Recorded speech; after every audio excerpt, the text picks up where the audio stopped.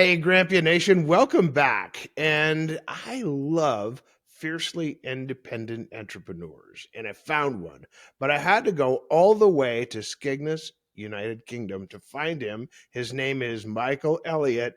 Stand by. In 2013, I coined the name Grampian, and I gave it to your host, Jim Tracy. Michael, welcome to the Grampian, man. How are you? I'm good, thank you, Jim. Yeah, no, great introduction. I love that. I'm excited to speak with you. I am a serial entrepreneur. If my brain's not ticking, it means I'm asleep, and that's just kind of like the way that I roll through Earth. And yeah, I'm excited to showcase my journey from start to finish with the audience. Well, speaking of journey, our audience is probably not going to have any idea where Skegness is, and I looked it up with the power of Google. But I was looking at it. You live in a beautiful place, about halfway to Scotland, a couple hours north, maybe of London, 3 hours, maybe. Yeah, it depends. I can get to London in a car in about 3 hours. Okay, and it's a coastal town with a vacation theme, and so you kind of live where other people go to vacation. Exactly. And I'm not surrounded by a lot of entrepreneurs, which is something that I have found difficult at times during my career. That is something you wouldn't think about. But if you think about where I live, it's very seasonal. The summer is the peak time. Everything's buzzing in the summer. There's millions of people here in the summer. But when it comes down to the winter, or people in schools and friends and stuff, their career outlooks are pretty bleak. Unless they leave and go elsewhere to a major city and join the corporate world. There's no corporate world here. I think I'm the corporate world here, and I think that's basically it. And I'm not very corporate at all.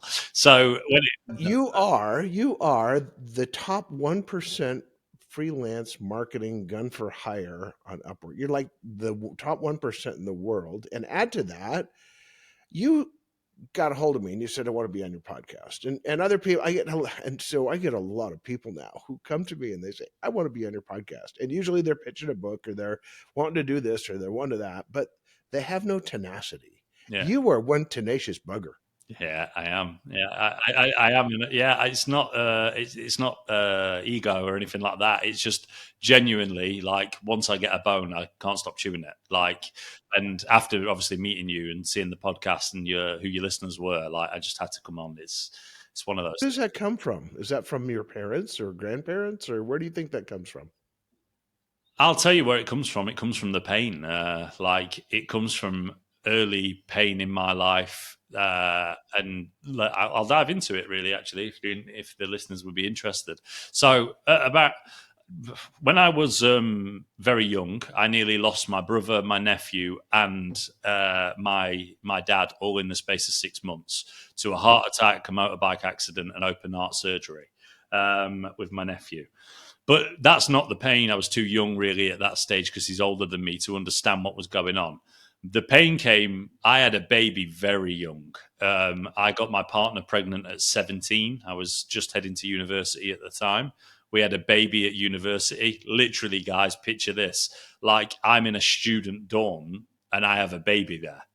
Like this is it, like insane stuff. So that happened. Long story short, without going through all the details, I split up with her, and in hindsight now, when I look back, I do have to take my fair share of responsibility because I didn't grow up maybe as quick as what I should have done. I certainly didn't have the mentality that I have now, and being successful like this wasn't in my stars. But I came back. I was heavily depressed because it hit me like 6 months later, 9 months later, and yeah that when I woke up one day, felt 1% better. And after being at the edge, my parents worried about the worst.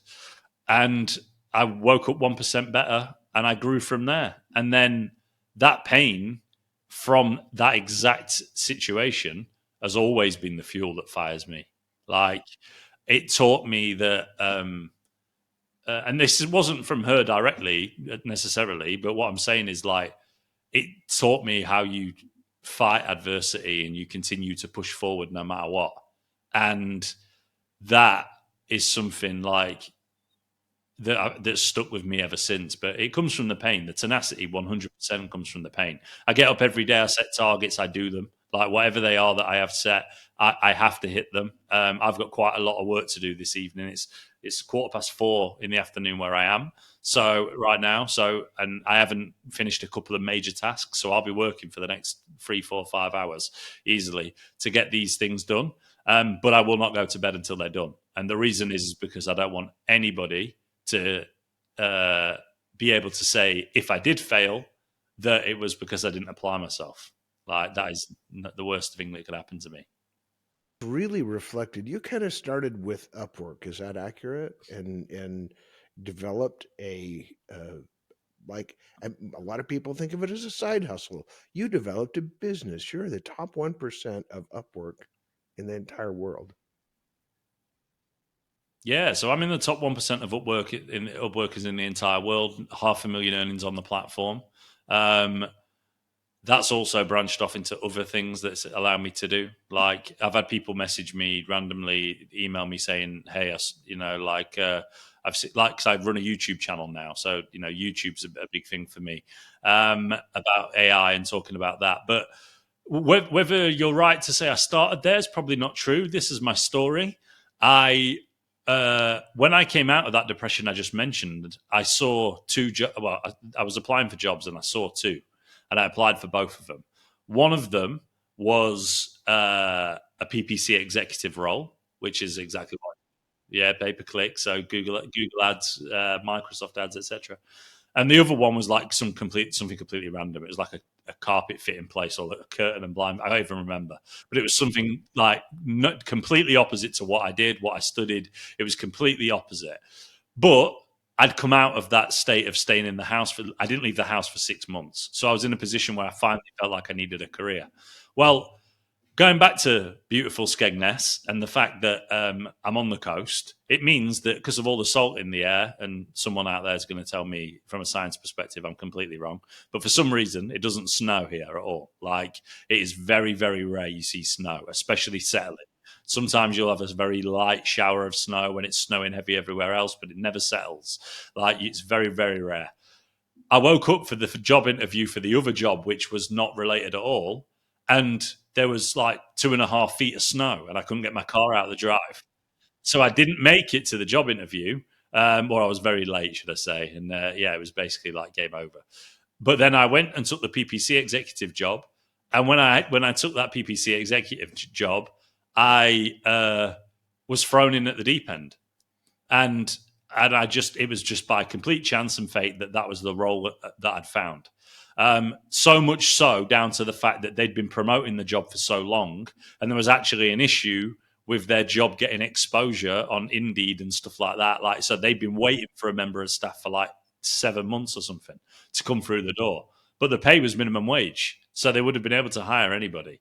So that's how it kind of all happened. It was fate. I'm not a religious man, but I do believe in energy, frequency, and vibrations, and what you put out there coming back to you. There's obviously something up there or something there that's handling it. I just don't know what. And yeah, that's how I felt on my lap. Now, what ended up happening, without going into too much detail, I just become very unhappy there.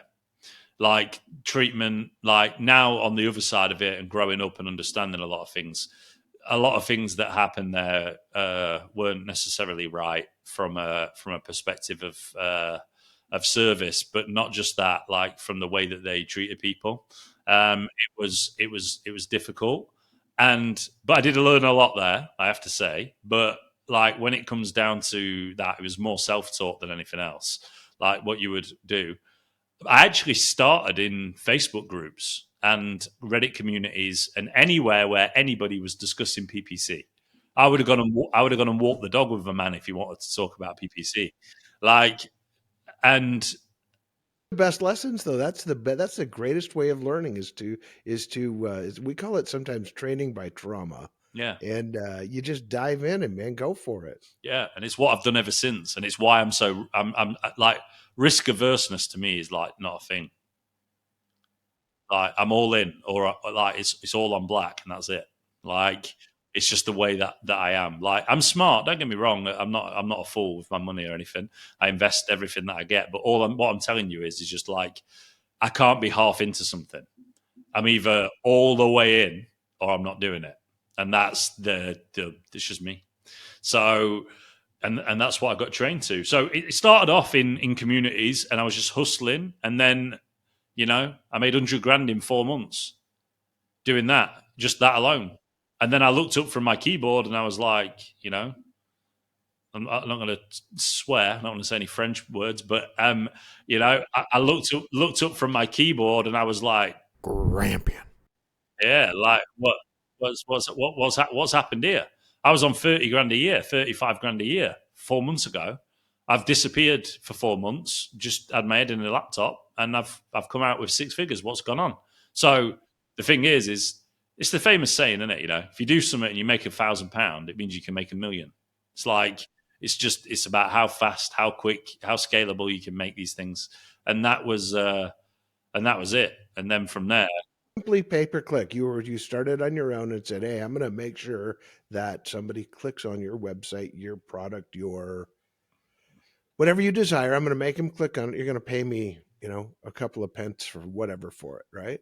yeah, well, Google makes like 200 billion a year from Google advertisements, and that's what I handle. Google, Meta, SEO, like digital marketing. Basically, anybody listening to this, if you've got a business, you'll either know what I'm talking about, or if you want more inquiries for your company, for whatever it is, or more sales if you're e-commerce, then that's exactly what I do for a living. That's been my career for 14, 15 years. Like, that's what I've been doing, literally from, because I say that because obviously when I was at university, I studied this in part. And yeah, like that's what I've done. So growing businesses is my thing. I just decided that I was going to completely flip the chessboard off the table and start making sure that it was my business that I was growing and not someone else's. And one of the things that adds credibility to that is you are a Google Ads premier partner. What does that mean? Yeah, so the Premier Partner status, I do have to say, for full transparency, the Premier Partner status does flicker. I've had it on and off for the last 5 years, but the reason for that, and I'll explain why in a moment. It basically means you're in the top 1% of agencies, for like in inverted commas agencies. The thing is that like I'm not a huge agency, so I handle some of my clients spend 1.5 million on Google Ads alone every month. So I'm like, yeah, I find it difficult sometimes to speak about myself, which is weird on a podcast to say that. But like, I'm in the elite category when it comes to freelancers that can generate revenue from Google Ads, like, and Facebook and Meta, digital marketing strategies. But what I'm saying is, it's not an even playing. So yes, I am, and yes, I have been. Some years I'm not. It depends whether I just hit that criteria. But to do that with with me, Antoine, and then from an agency point of view, like a 3-man team, 4-man team in that area, I'm going against the biggest agencies in the world, like the top 1%. And to even be mentioned and get it is like a ridiculous statement. But the true value of working with me comes from me, not what's written on a bit of paper. But yeah, I am a Google Premier Partner is something that I've had consistently, and it is also something I'm very proud of because it's not easy. Do you know how many PPC agencies there are? Like, it's crazy. Yeah, criminals. Yeah, most of them anyway. Like, not all of them, but yeah.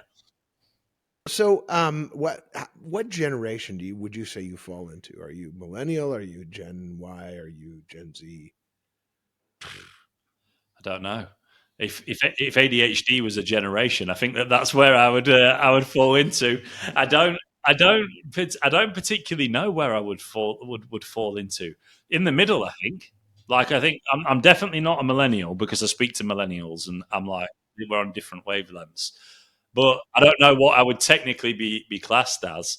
But yeah, like I was born in 1992. So, I'm in a position where, I sort of, my parents, the boomers, like it was like somewhere in the middle. So we'll call you a younger millennial.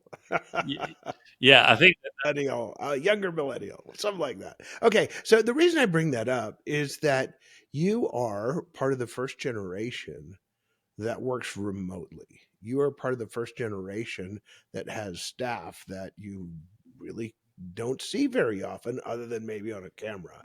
You are the first generation who has a 100% digital platform that you sell.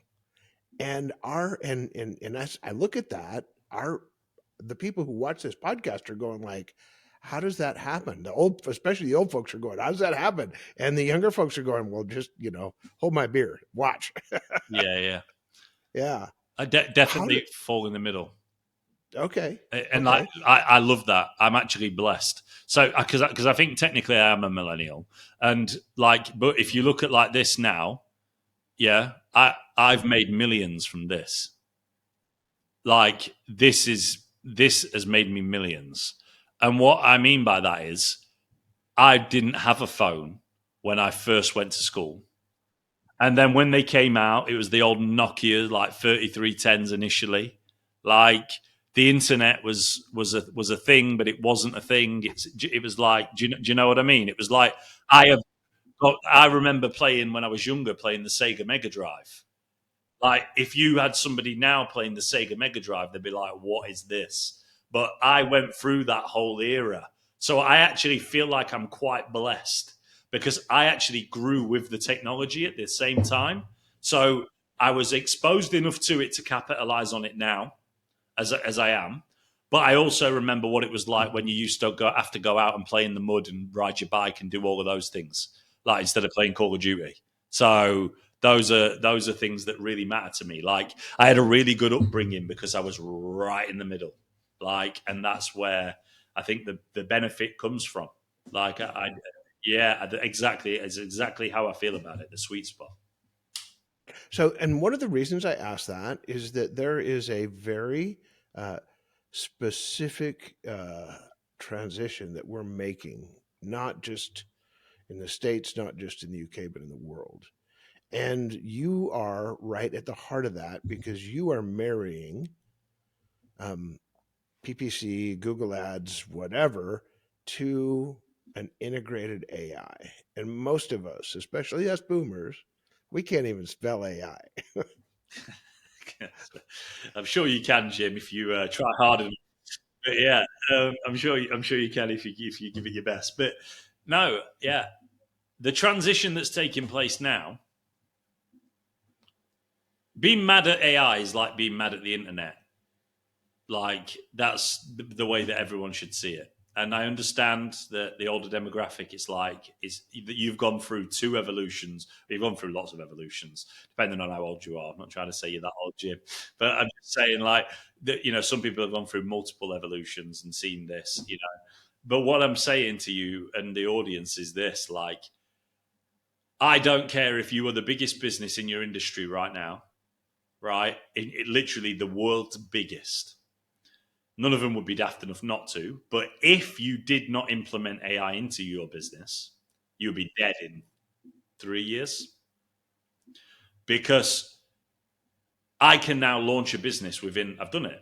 I can now launch a business within 24 hours, if that. Don't matter what it is, I can start. I can go out there, extract, scrape people's email addresses and phone numbers, cold auto dialers, like purchase auto dialers to cold call them to try and book appointments, cold email, all of these things. I can create SaaS products inside of large language models, LLMs like ChatGPT. Like I can create in Gemini and stuff. I can create like apps inside of there. There's loads of website builders, Lovable. I mean, back in the day, you'd have to go and pay 45 grand to a Manhattan website design agency that took them 9 months to build a website. I'm not here saying that AI is the silver bullet that answers everything because trust me, it isn't. I use it enough and I build it enough to see its flaws. But what I'm saying is, it constantly evolves. No, like you know, Google's recently released Nano Banana Pro at the time of this video, which is the 1st of December 2025. At the time of this video, Nano Banana Pro has just been released about a week, 10 days ago. And that generates images. But the image quality has gone from its original Nano Banana, which was good, struggled to edit text. It wasn't realistic. It would make errors. You can now upload 14 individual reference images to it. You can add your staff members. You can add literally anything to it. Perfect text, everything that you want, and it will nail it perfectly. So I guess what I'm saying to you is, it's not about looking at AI as it stands today. It's about how fast AI is going to evolve from here to being something that is part of everybody's everyday lives. And that Is it evolving? Stupendously fast. What does that look like? Like double every day, factor of 10?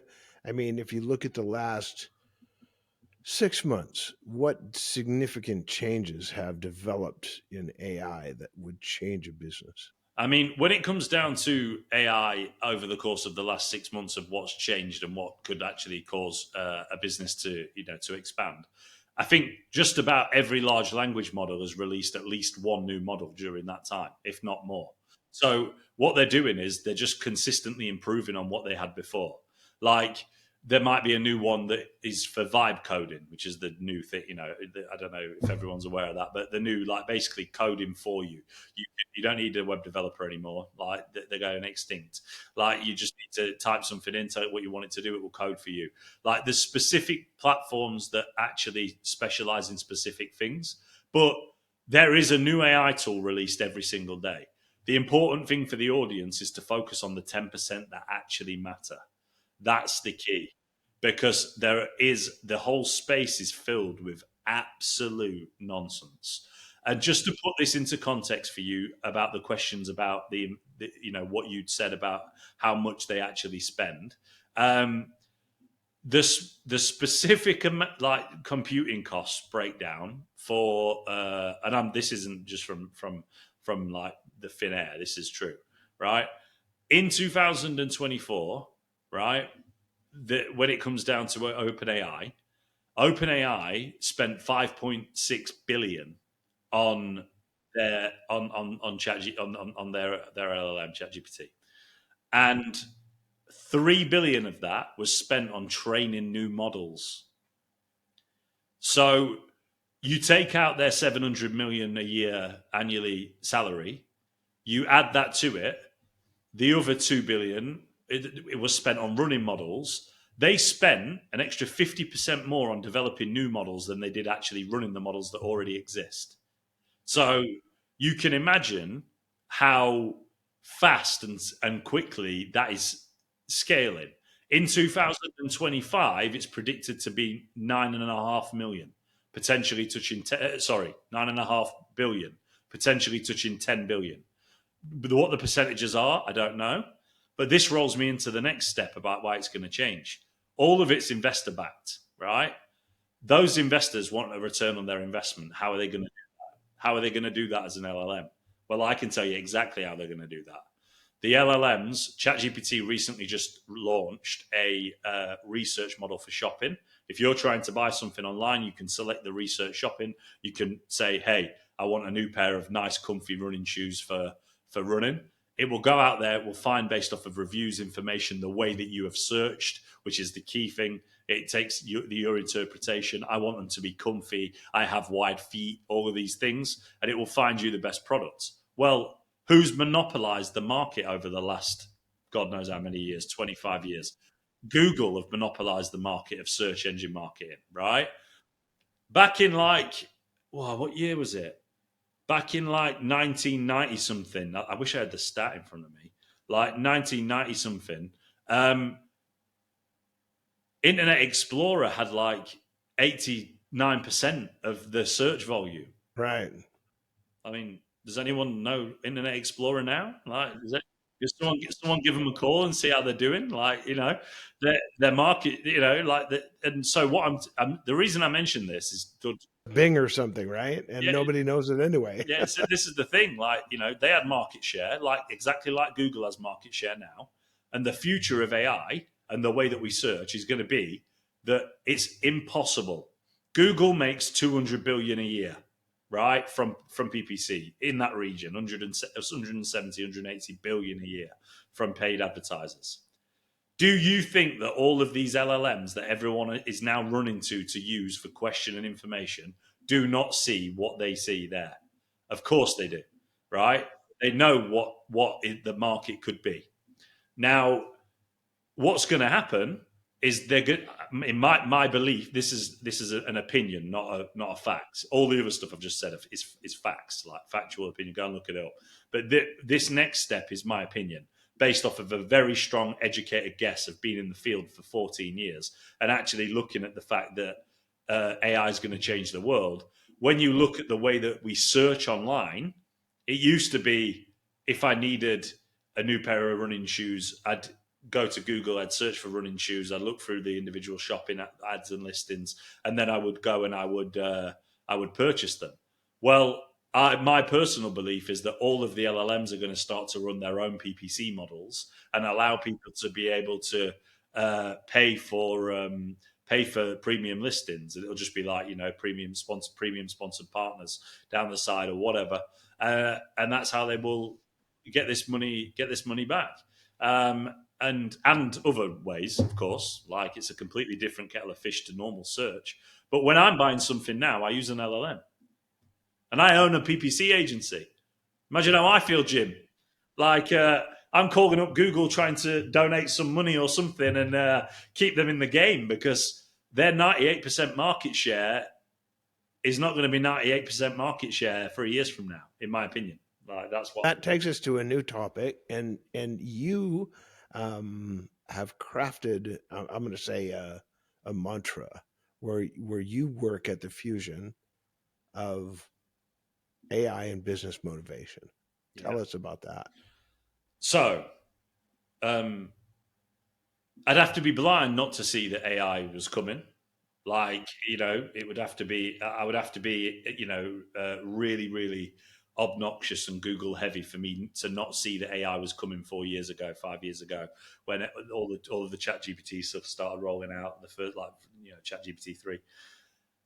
So, I have seen the benefit that I have is that I have seen the good, the bad, the ugly, the warts and all from businesses of every size. Like I have seen, because when I run their paid advertisements, I speak to their CMO, I speak to their director, I speak to this person, that person, whatever it is. And I'm like, so what happens when an inquiry comes in? And they're like, well, Sarah over there answers the phone. She writes down on a bit of paper the name and number. She gives it to David. David adds it to an Excel spreadsheet. That goes in here. Da, da, da, da, da. Like I'm talking really bluntly, like basic stuff.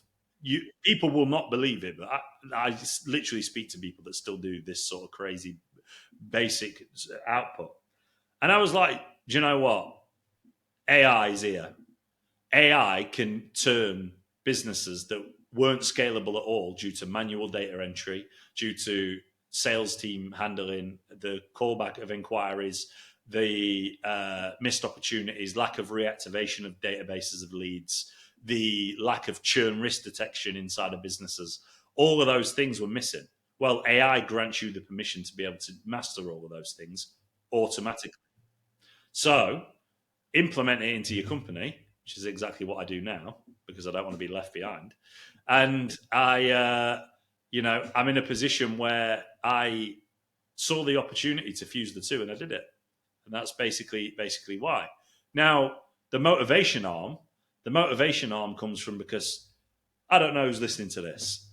You could be sat there in Florida with 200 million on a yacht, whatever. Like, or you could be an aspiring entrepreneur and you could be thinking, can I do it?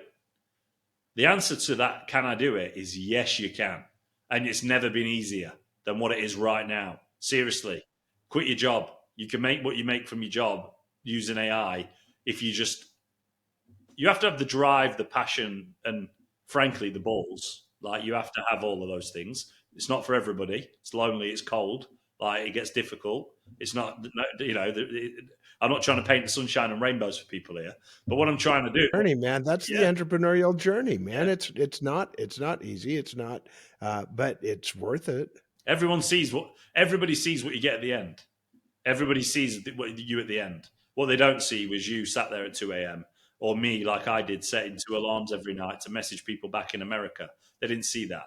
Like, I quit my job with £3,000 in the bank, a baby that was like 4 months old, 3 months old, and literally nothing else. So, and what I loved about that, and that's why I mentioned earlier about me being risk averse, completely, like, I don't, risk is not a thing to me. You can't push me to the edge because I'm from the edge. Like, it doesn't scare me, no matter how close, no matter how close I am to like depletion or whatever, which I'm not. But like, what I'm saying is just like, you can't scare me. It doesn't intimidate me. Someone, I don't know, Jim. People, like, the quickest way to kill a big idea is to tell it to a small mind. So do you know what I do? I don't surround myself with small-minded people. Like, and I focus on my own lane, and that's it. I'm not the biggest. I'm not, some crazy guy. But I tell you something. When I was born, my mum and dad were watering down milk to feed me. Now I'm a multimillionaire. So if my story ended right this second, I'd look back with content and say, do you know what? Like, I did it. And yeah, People who started with nothing are not afraid of nothing. no, exactly. Yeah, exactly. They're done that. Got the t-shirt. Yeah, it's just like, and I'm that confident in it. It's like, if somebody took everything away, I would just do it again. That's the way that I feel about it, genuinely. It's like, if somebody came and just took everything I had away from me, apart from my laptop and the internet and a charger and a phone, I'd make money. You can go find another one of those. You don't even need those. You can go get a new one. Yeah, exactly. That's what I mean. Then just go buy another one. I'll go pump gas until I get a new laptop, and we'll start over. Yeah, I would just call people. I would just do whatever it took. Like the strategies I've learned. Obviously, I know how to run paid advertisements and stuff, so it's a bit of a cheat code. But yeah, like, when it comes down to that, it's and that confidence doesn't. That's, again, not arrogance at all. I'm the most generous person you'd ever meet. If you ask anybody who really knew me, like, honestly, I am. It's not. It doesn't come from arrogance. It just comes from pain.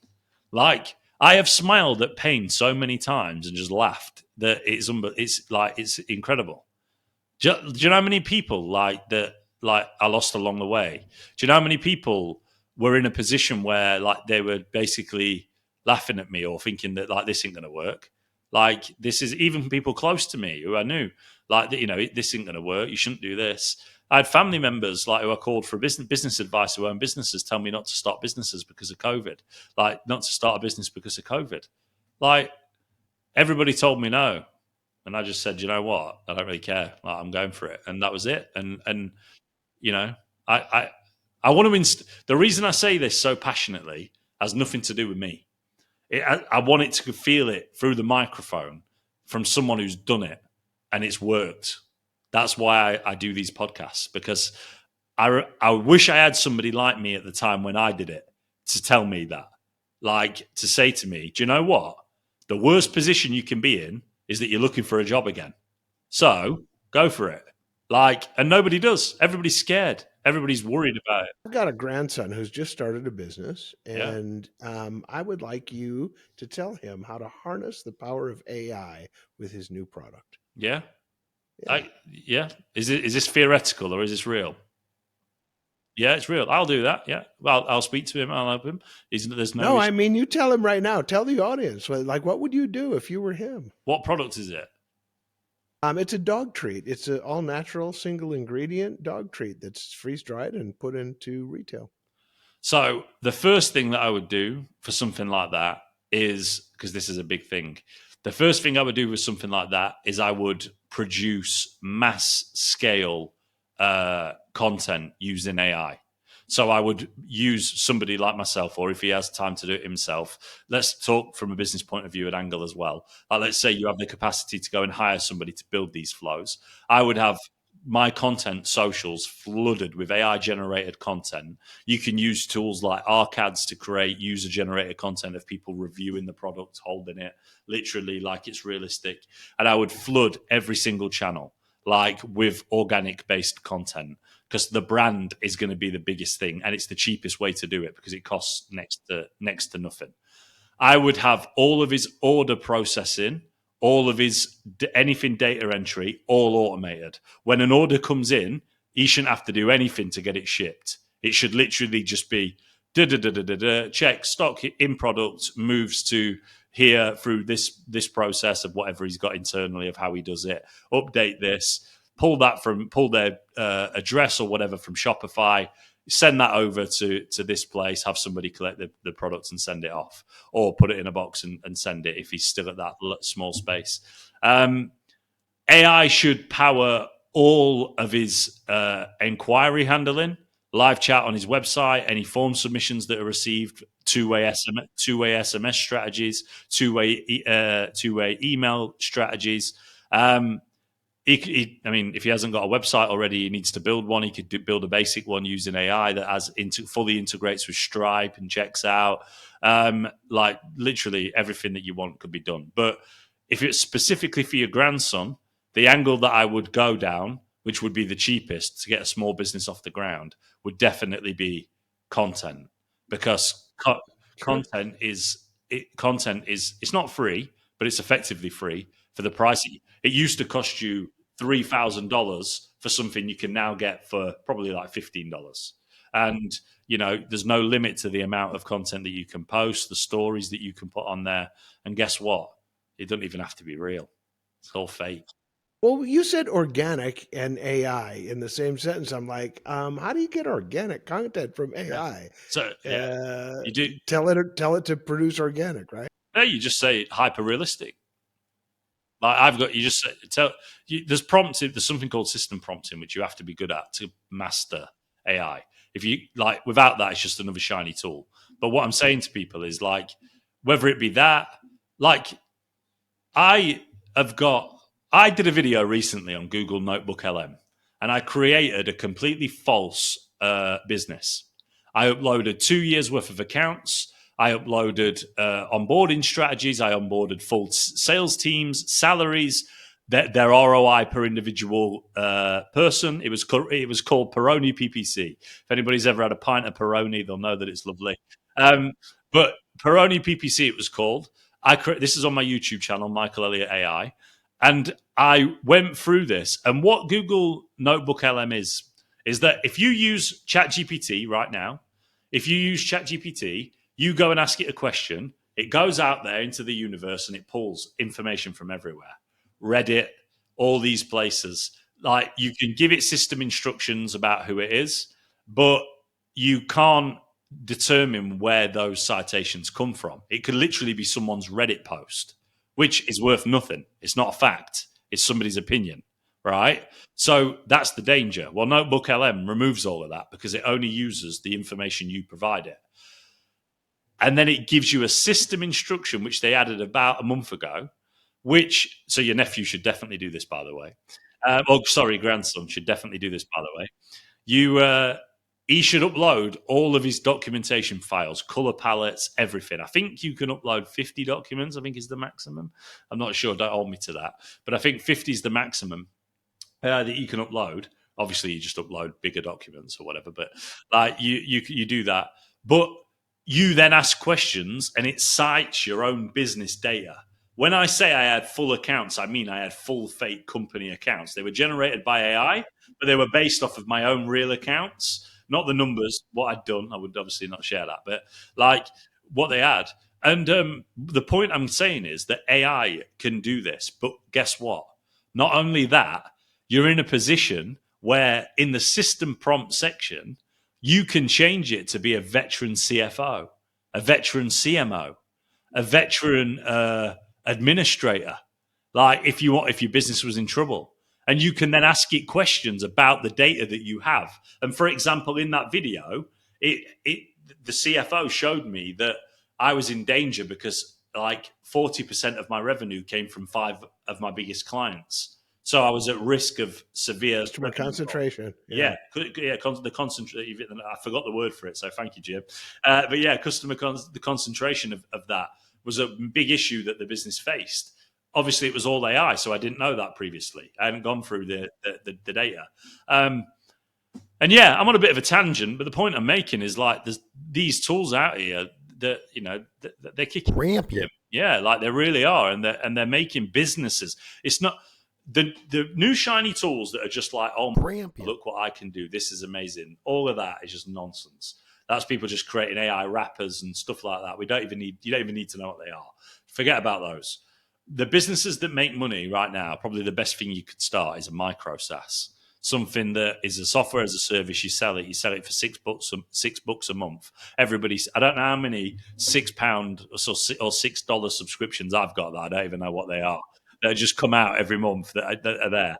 You just do that and you accumulate until you get thousands. That's probably the biggest one. But yeah, keep your eyes on the prize and focus on the actual the big movers, like the big tools that come out, like the content creators, like n8nmake.com, the no-code platforms, how to integrate them. But do you know what?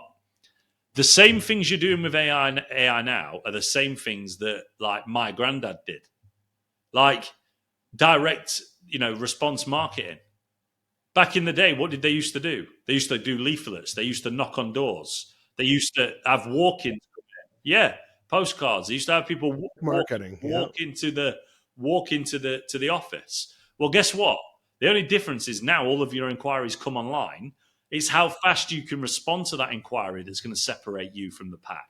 What the information you give it. Yeah, speed to lead is just number one. Like there is nothing else that beats it. If anybody in this is contemplating implementing AI into their business and hasn't yet, the first place you should start is with speed to lead. That's the first thing you should do. Then go to reactivation. So sorry, I just moved my laptop in the way. Then to reactivation, which is all of your database. Some of you should be absolutely giddy as hell right now on this, listening to the podcast, because you're sat on millions in your database. You just don't know it. If you're a big enough company and you can convert 6 to 8% of what's in there by using AI to tailor proper scripts for SMS and email based off of their original inquiry 2, 3, 4, 5 years ago, you can bring those customers, obviously a smaller percentage, but a small percentage of those customers back in. And guess what it costs you? Nothing. You sat on it already. And the database is sitting in your computer right in front of you. Exactly. And you won't believe it. The amount of times I've seen this. My average response rate from SMS reactivation is 24%. That's 1 in every 4. So if you've got 10 million people sat in your database, I can get 2.5 million of them to respond to you. It's insane. Well, we're going to have to land this airplane. And I think it's really important that people who, and some of the biggest feedback I get is from people who say, hey, man, I love your last question. And my last question is, I look at you and I'm like, you're not an old man yet. I am an old man, but you've lived a big life. And across the course of that big life, you've had one person who has impacted you in such a significant way that you'd want to say thank you to them. Who is that person right now? The only person that I can say when I say that is my mum. It's the only person that I can say. Because do you know what? It doesn't matter how stormy it got outside. Whenever I turned around, my mum was there. Everyone else left me. But if I was to take it one step deeper, if you wouldn't mind, I know you want to land the airplane, but if I was to take it to one step deeper, I would, I would probably say that that Antoine has had an incredible impact on me. The team around me, I couldn't do what I do without them. To give everyone a shout out, they all come at different times, but they had it. And then I always say this about my daughters. When I was depressed, the only thing that kept me, I think, alive, being honest with you, the only thing that kept me alive was my youngest daughter, Poppy. My eldest daughter, Poppy. So I always say this: my eldest daughter saved me, and my youngest daughter made me, because she saved me from that because I loved her so much that I knew that I had to crack on with life. And then Rosie came along, and then I realized that working for someone else wasn't good enough. And that's the way that I'd say it. But top trumps of them all, it's got to be my mum. Like she said, Yeah. What's your mom's name? Dawn, Say again. Dawn, Dawn. Well, Dawn. we want to say thank you on behalf of the Grampian Nation for making Michael what he has become. And Grampian Nation, we want you, even if you use AI, to keep having those Grampian-sized dreams and do something about it. Don't wait. And Michael, it's really important that our folks be able to get in touch with you. How are they going to get a hold of Michael Elliott? The best way to get a hold of me, you can connect with me on LinkedIn, but the big way at the moment is to head over to my YouTube channel, subscribe to my YouTube channel to follow everything about the AI and PPC space. I'm at the pulse of it literally consistently. Not only that, the reason why I send you to YouTube is because there's actually a calendar link in the description of every video and of the channel for you to be able to book a meeting with me if you wanted to talk to me. And it doesn't cost Michael anything. Elliott, 2 L's, 2 T's. 2 L's, 2 T's. Michael All Elliott right. AI on YouTube. Michael Elliott AI on YouTube. Well, folks from Skegness, the United Kingdom, thanks for stopping by. This is Jim. Thank you, Michael Elliott, and we are out. When you get an opportunity, subscribe or follow wherever you get your podcast.